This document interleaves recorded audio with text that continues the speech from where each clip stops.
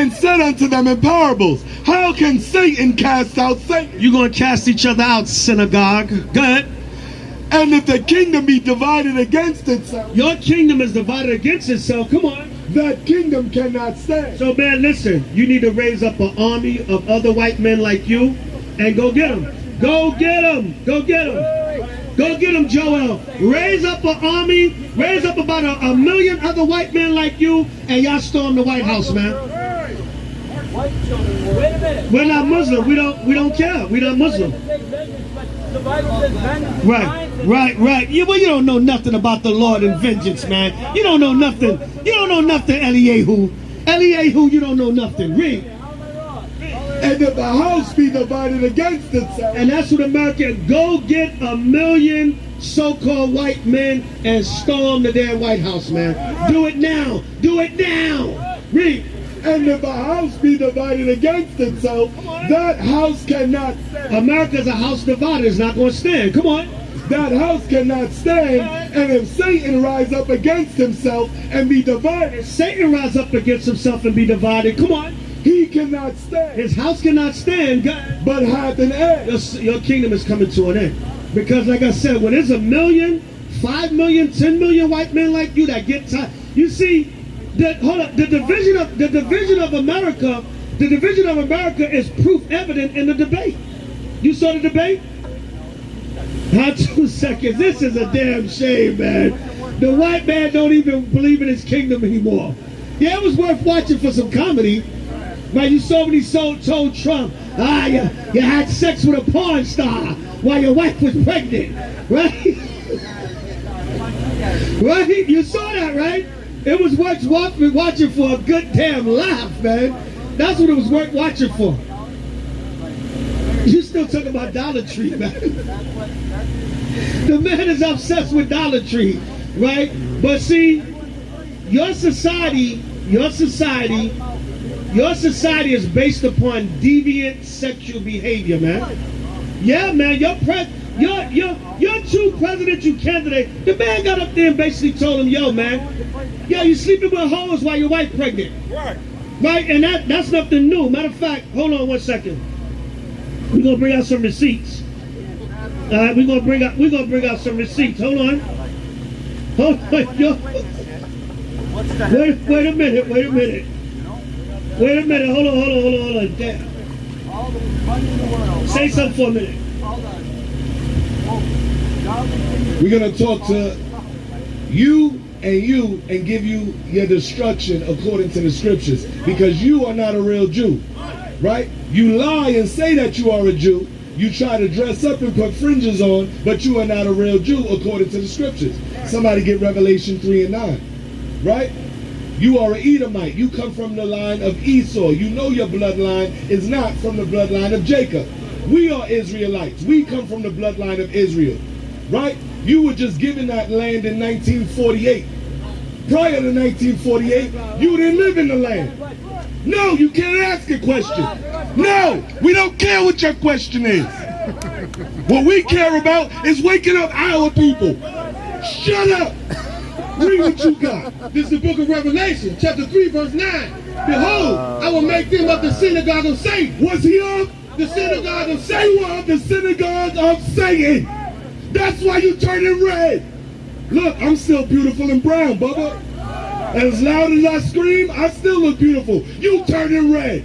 You laughing, you turning red. You're mad, you're turning red. Because you are the synagogue of Satan. You are the house of the devil. No, you know what makes me Jewish? My bloodline and my heritage. The wicked flee when no man pursueth. You're right, I chased your ass off with the right scripture. Bring it out for him, King, and start from the top. Stop fixing your small hat. Wear a crown. We got on crowns. You got on a little tiny hat. Revelation 3, verse 9. Behold, I will make them of the synagogue of Satan. We say they are Jews. So you say you a Jew and are not. But you not a Jew. But do lie. But they what? But do lie. But they what? But do lie. So we just proved that you are a liar. And with that, I'll pass it off to my elder. Hey, he trying to get frisky over there. Hey, what's wrong with you, Eliyahu? What's going on, man? Don't act up. Why you acting up? Huh? Yo, Joel, where you going? Well, Joel, come back, Joel, right? Hold on, get Revelation 2 and 9. But the brother's looking for the excerpt I wanted in the book, right? Go get Joel 2 and 9. I mean, Revelation. What do you say? Say it again. How is what? Because Jesus is not the Messiah, you're an apostate. Even if you are Jewish. No. See, you guys, Not the Messiah. listen, you guys are not, wait a minute. You have to rebuke the temple. You guys are not Israelites by blood. So the spirit, you can never believe and understand. Hold on. You can never believe. Show me a prophecy that Jesus fulfilled. Wait a minute, Show let it me to me. finish. Let me finish. No, if Jesus Let- is the let me Messiah, finish, then he fulfilled all the prophecies. Let me finish. You don't Hold want on. the microphone. Keep See, yelling. you want to talk over me, man. Yeah, you want to wanna talk over me? You've been talking over me for the last 30 You want minutes. to talk over me. Right? No. You want to talk over me. Now listen. You have to talk louder because I'm going to keep going. Listen, hold on, right? Hold on. No, Listen. hold on. No, if you're wrong about Jesus, you're an apostate Jew. You And you're so-called just white as bad as people, anybody else. You're not the true Jews, so you can't understand the Yes, spirit. right. Because the Messiah is not dealing with you, man. The Messiah is not dealing with you. Give me Isaiah 14 and 1. You can never understand the Messiah because you're the devil that the Bible speaks of. The Messiah is not dealing with you. You can't get the spirit, man. Right. That's why you don't understand. Right. And you waiting for some fairy tale Messiah. We can identify our Messiah. Where is he? Because the Lord ain't Where dealing is with he? you. Show me where he See, is. you proud and Where's the bold. temple? He coming for you Where's the so temple? rich. The book of Isaiah, chapter 14 and verse 1. For the Lord will have mercy on Jacob. On who? On Jacob. Who's the Lord? No, bro, I stood on you for an hour and a half. I don't hear about fleeing. I gotta eat dinner. Not fleeing. I gotta go home and eat dinner. I'm Satan. Me, I'm Satan. Will yet choose Israel. And will yet choose He's Israel. going to yet choose Israel, God. And set them in their own land. And what? And set them in their own land. And set them in their own land, God. And the strangers shall be joined with them. Select Paul.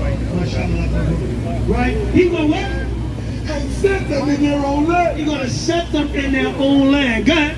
And the strangers shall be joined with them. Who are the strangers, the other nations, right? Hold on. The what? Right, Jay, read on. And they shall cleave. Hold your horses. He's going to go get my other book. I left it in the car. We're going to show you, right, God? And they shall cleave to the house of Jacob. They're going to what? They shall cleave to the house of Jacob. The Lord said they're going to cleave to the house of Jacob, right? The Lord, give me a second of the 7 and 10. The Lord said he's only dealing with Jacob or Eliezer. What it? Oh, they over there still rebuking Eliezer or whatever the hell his name is, right? But anyway, I want you to stay there, Joel. He's going to get the book for me now. I want to show you something. All right, but we're going to continue with the word. Read. This is the book of 2nd Ezra, chapter 7, verse 10. And I said, it is so. Lord, then said he unto me, even so also is Israel portion. It's who? It's Israel's portion. It's Israel's portion, God. Because for their sake, For who? for their sake, For their sake. This is possessive. This is for us, man. It's not for you. That's the first thing came out of his mouth when he came up here. I'm a son of Israel. No, we are the true sons of Israel. And the Lord said, for our sake, come on.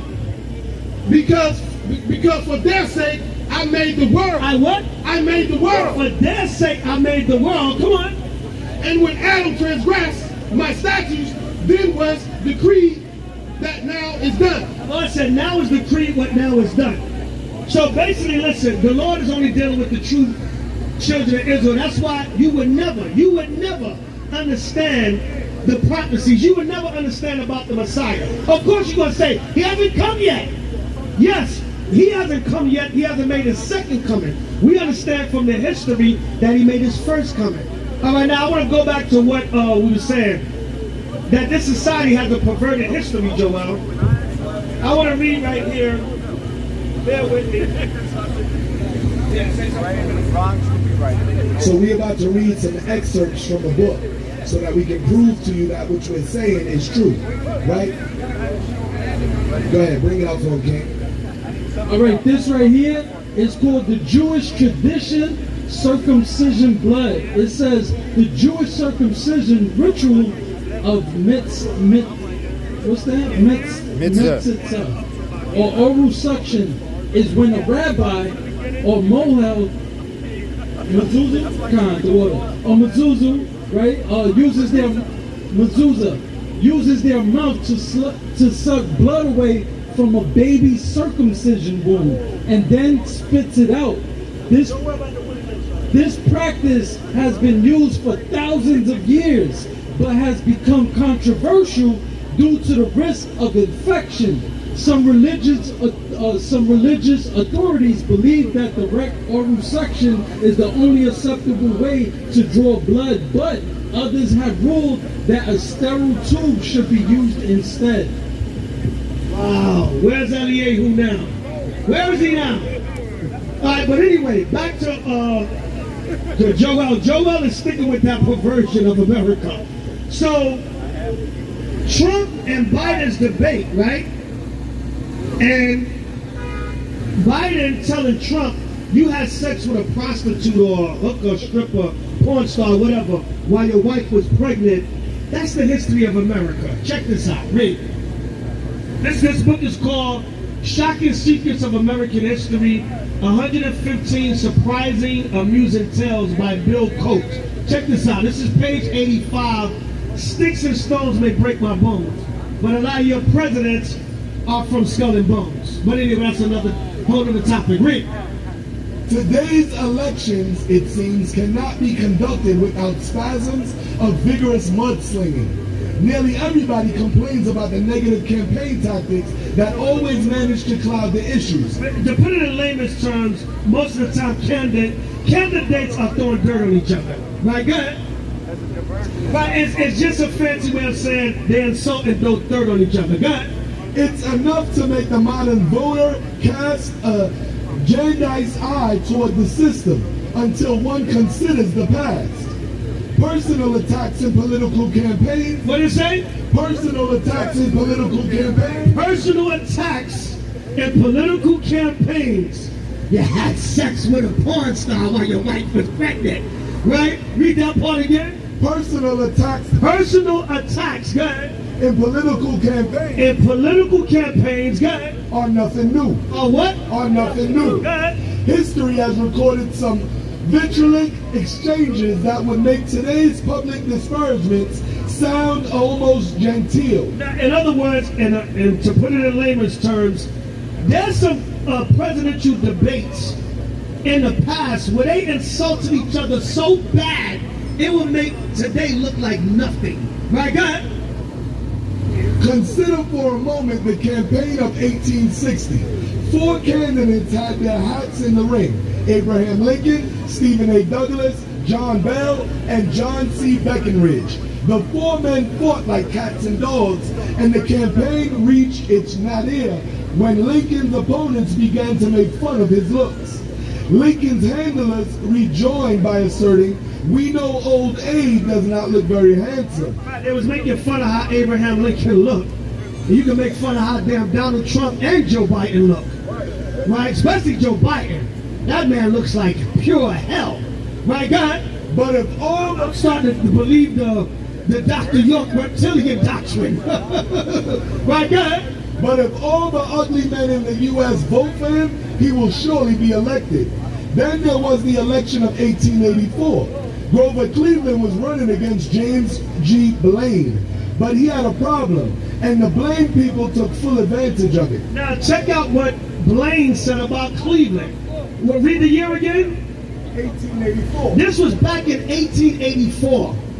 Right, let's see what Blaine said about Grover Cleveland back in 1884. Read on. Cleveland was the father of a child born out of wedlock. And Blaine said that he didn't believe that voters would knowingly elect to the presidency a course debauchee who would bring his harlots with him to Washington. That would bring what? Who would bring his harlots with him to Washington. Basically, he said, listen, this guy got a baby by a whore, and I don't think the voters would want to put you in the White House if you're going to bring whores into the White House that you got children by. This was back in 1884. Does it sound familiar? Does it sound familiar? Right, give me Psalms 55. Oh, you got Revelation 13. Right, you got Revelation 13:11. Read that, King. This is the book of Revelation, chapter 13, verse 11. And I beheld another beast coming up out of the earth. Said he saw another beast coming up out of the earth. John saw America as an empire coming into rulership. God.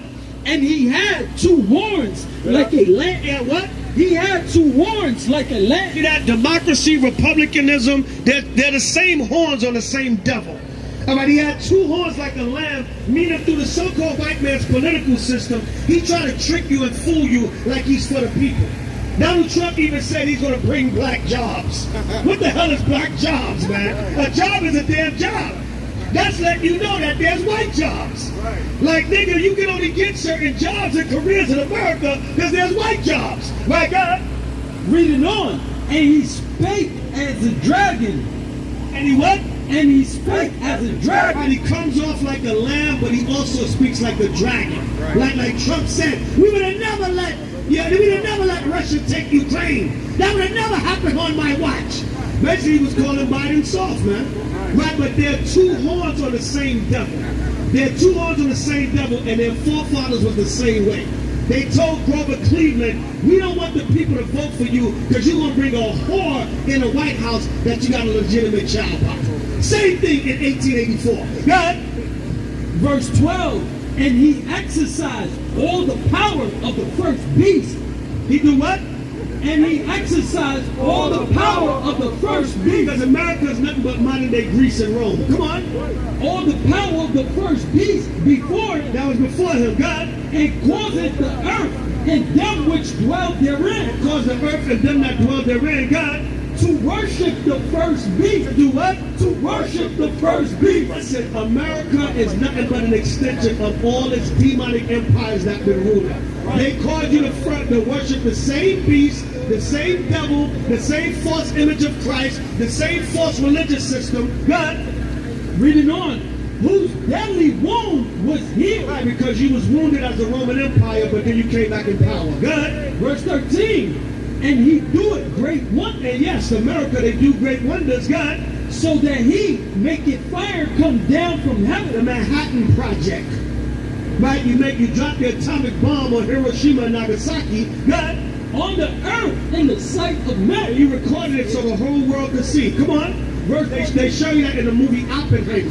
Right, come on. Verse 14, and deceiveth them that dwell on the earth. And what? And deceiveth them that dwell on the earth. And he deceived them that dwell on the earth. So your government, the Bible prophesies about their evil and wickedness. And it says that they're all the same. They're the same thing. They're all the devil that the Bible speaks of. So whether Republican, Democratic, Independent Party, whatever they want to run on, they're the same horns on that one devil. Come on. Reading on. By the means of those miracles which he had power to do in the sight of the beast. Because of the technology of the so-called white man, he got the nations in awe. Come on. Saying to them that dwell on the earth, which had the wound by a sword and did live. Verse 15, and he had power to give life unto the image of the beast. You know what that beast is? The Caesar Borgias, the false image of Christ. He kind of looked like you. That so-called white, hold up, they said they gave life unto that image.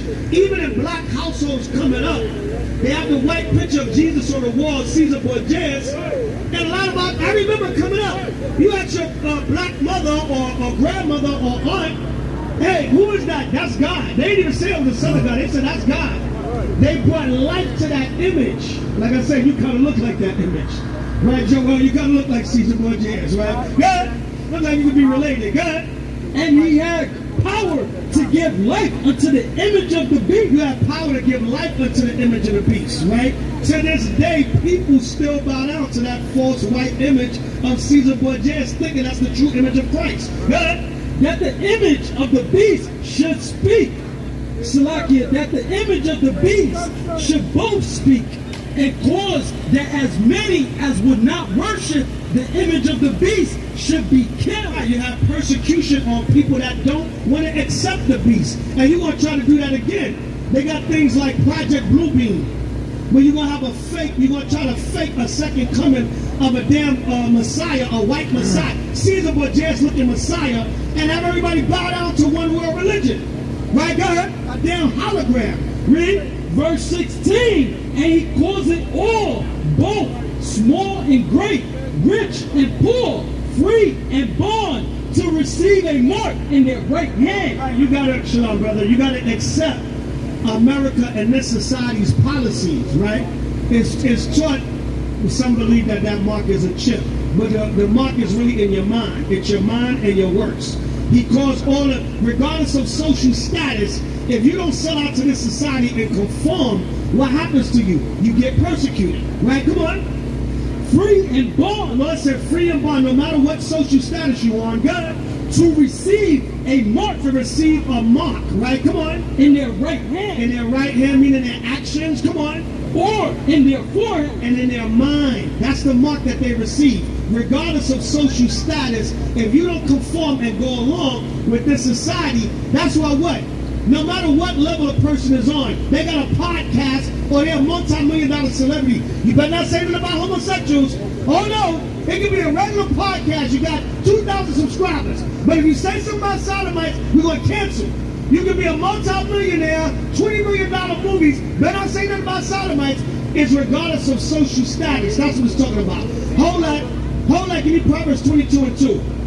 All right, get Proverbs 22 and 2. Hold that. It's regardless of what it's talking about. Regardless of social status, if you don't conform to this damn devil's ways, you get persecuted. You get cast out. You get, what they call it? You get canceled. Cancel culture. Like I said, you can have a podcast with 200 subscribers, or you can make $200 million making a movie. You say something about the LGBTQ. Oh no! Don't say that. Don't say transgender. Say transformers. I don't want my YouTube channel to get canceled. Right? Read, King. Yeah. Regardless of social status. Read.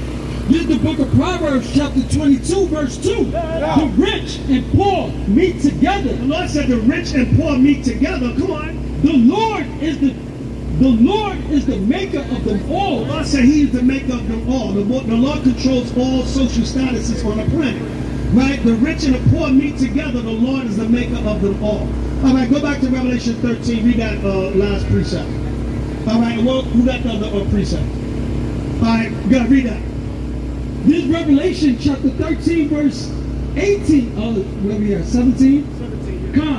Of Revelation chapter 13, verse 17. And that no man might buy or sell, save he that had the mark, or the name of the beast. Again, if you don't accept the ways of this society and conform, you got to suffer like everybody else. But if you sell out, if you accept their homosexual agenda, if you accept their white Jesus, if you accept their policies, if you accept them raping little babies, then you get rewarded. Right. All right, like a Diddy. All right, all that stuff, Diddy was, the reason why Diddy had all that money, because he was freaking everybody out. Right. He was going along with the program. He was going along with America, the Illuminati, and their wicked ways, and Hollywood, so they rewarded that Negro. Yeah, Negro go in there and have freak-off parties and sexually traffic women and abuse men and rape up-and-coming rappers and sexually abuse them, and we'll reward you, Diddy. That's why it's all coming out now, because Diddy, he tried to rebel, and they spanking his ass. They said, we own you, boy. Don't you dare try to come against us after all you did for us, and we rewarded you, boy. Right, come on. Save he that had the mark, or the name of the beast, or the number of his name. Right, see that? If you didn't have that mark, if you didn't accept it in your mind and do the wicked works and actions that go along with it. What you talking about over there, brother? Huh? Thank you, brother. Thank you for being here. Nothing but the truth. All right, you're welcome, brother. You're welcome. You're welcome. Somebody got to do it. Right, yeah. Psalm 55 and 19. Order. Right, Psalm 55, 19. Read. This is the book of Psalms, chapter 50. And I want you to read that part about Cleveland. Just the last paragraph again. Psalms, verse 50. Your presidents and presidential candidates, they've been getting hoes pregnant, man. They've been sleeping with hoes. Right, go ahead. Since 1884. And before that, go ahead. Psalm 55, verse 19. God shall hear and afflict them, even he that abideth of old. Salah, because they have no changes. They what? They have no changes. What do I say? They have no They changes. don't have no changes, man. The apple don't fall too far from the tree. Read that part again. The book, Cleveland was the father of children born out of wedlock. Blaine said that he didn't believe that voters would knowingly elect to presidency a course Navashi, who would bring his harlot. Basically a sexual deviant. They usually big words, but to break it down for you, a sexual deviant. Who would bring his harlots with him to Washington. Would bring his heart Meaning there was more than one. And drag the angel across the damn desert. You super niggas, man.